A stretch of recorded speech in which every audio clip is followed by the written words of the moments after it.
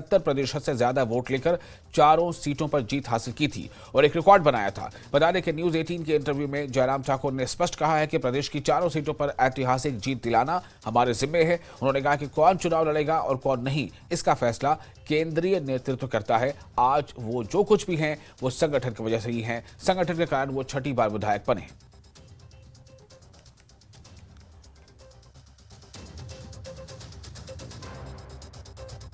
लोकसभा चुनावों के लिए अब सिर्फ कुछ दिनों का समय शेष रह गया है और जब तक चुनावों की घोषणा नहीं होती और जब तक टिकट की अनाउंसमेंट नहीं होती तब तक बहुत से दावेदारों के नाम जो है वो चर्चा में चले हुए हैं।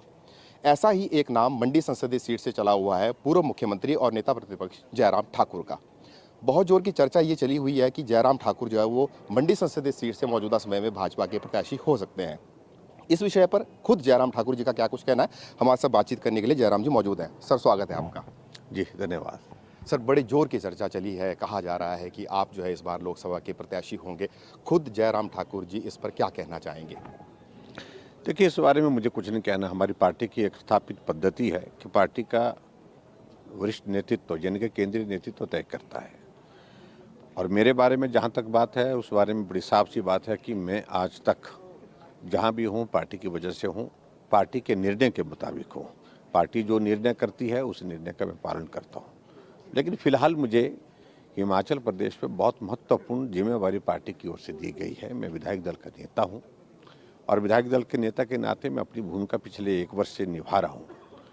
और मैं इस बात को कह सकता हूँ कि हिमाचल प्रदेश में 1 साल के इस कार्यकाल में जो कांग्रेस पार्टी की, कांग्रेस सरकार की जो नाकामियाँ हैं उनको नीचे ज़मीन तक सब लोगों तक पहुंचाने के लिए हमने बहुत बेहतरीन ढंग से काम किया है, सफल हुए हैं इसमें। इस बात को हम आज दावे के साथ कह सकते हैं। और आज की स्थिति ये है कि जो मुद्दे हमने उठाए हैं सरकार के खिलाफ, हिमाचल प्रदेश की कांग्रेस सरकार के खिलाफ, उन मुद्दों की वजह से कांग्रेस की परिस्थिति जवाब देने की नहीं बन पा रही है।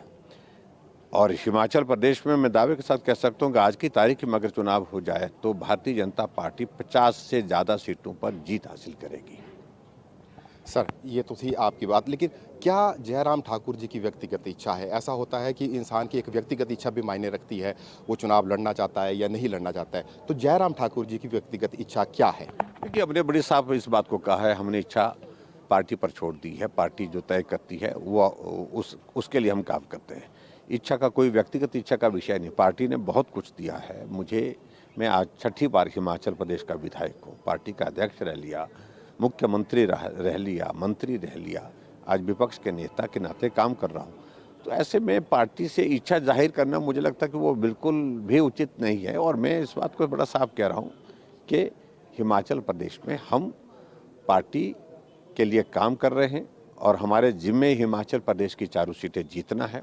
2014 में भी बहुत महत्वपूर्ण भूमिका हमने निभाई और 2019 के लोकसभा के चुनाव में मैं हिमाचल प्रदेश का मुख्यमंत्री था और उस वक्त हिमाचल प्रदेश में ऐतिहासिक जीत भारतीय जनता पार्टी की चारों सीटों पर जीत हुई है। आपका अपना गृह संसदीय क्षेत्र है, आप यहाँ से प्रतिनिधित्व करते हैं, प्रदेश के मुख्यमंत्री भी रह चुके हैं।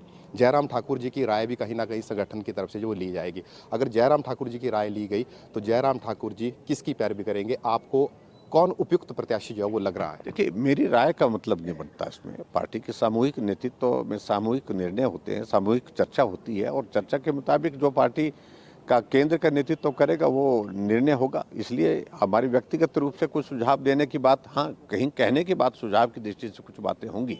पार्टी को कैसे जिताए जा सकते हैं, पार्टी के लिए किस प्रकार से काम करना है, इस बारे में बात करने की बात होगी। लेकिन जहां कैंडिडेट के बारे में वो निर्णय हमारी पार्टी का नेतृत्व करता है। चलिए, आपने समय दिया उसके लिए धन्यवाद। Thank you. ये थे पूर्व मुख्यमंत्री और नेता प्रतिपक्ष जयराम ठाकुर, जिनका कहना है कि उन्होंने सारा का सारा निर्णय जो है वो संगठन को छोड़ा है। संगठन ने उन्हें बहुत कुछ दिया है और संगठन अब जो भी आदेश देगा वो उन्हें सर्वमान्य होगा और उसकी जो है वो पालना